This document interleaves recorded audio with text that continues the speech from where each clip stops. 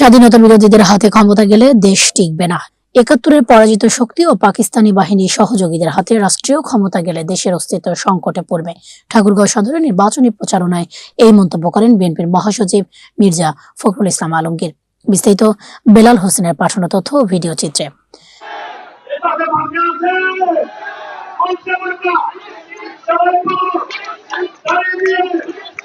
BNP মহাসচিব মির্জা ফখরুল ইসলাম আলমগীর বলেছেন, হয়তো এটাই আমার জীবনের শেষ ধানের শীষের ভোট। শনিবার ২৪ জানুয়ারি সকালে ঠাকুরগাঁও সদর উপজেলার ৬ নম্বর আউলিয়াপুর ইউনিয়নের ভাতগাঁও ও বোর্ড অফিস বাজার এলাকায় নির্বাচনী প্রচারণায় মির্জা ফখরুল বলেন, আমরা বরেন্দ্র প্রকল্প নিয়ে এসে অত্র অঞ্চলে সেচ পাম্পের ব্যবস্থা করেছিলাম। দেশের উন্নয়ন ও গণতন্ত্র রক্ষায় বিএনপির বিকল্প নেই। এ সময় তিনি হুঁশিয়ারি উচ্চারণ করে বলেন, স্বাধীনতা বিরোধীদের হাতে ক্ষমতা গেলে দেশ টিকবে না।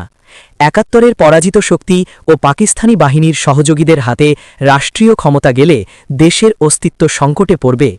তিনি আরও বলেন, যারা বাংলাদেশের স্বাধীনতা চায়নি এবং ৭১-এ গণহত্যার সহযোগী ছিল, তারা এখন ক্ষমতার স্বপ্ন দেখছে।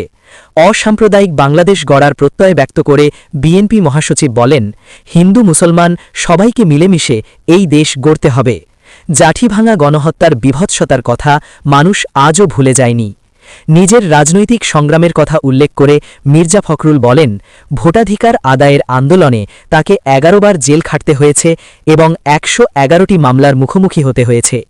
দেশ রক্ষা এবং গণতান্ত্রিক ব্যবস্থা পুনঃপ্রতিষ্ঠার লক্ষ্যে আসন্ন নির্বাচনে ধানের শীষ প্রতীকে ভোট দিয়ে বিএনপিকে সরকার গঠনের সুযোগ দেওয়ার জন্য তিনি ভোটারদের প্রতি উদাত্ত আহ্বান জানান।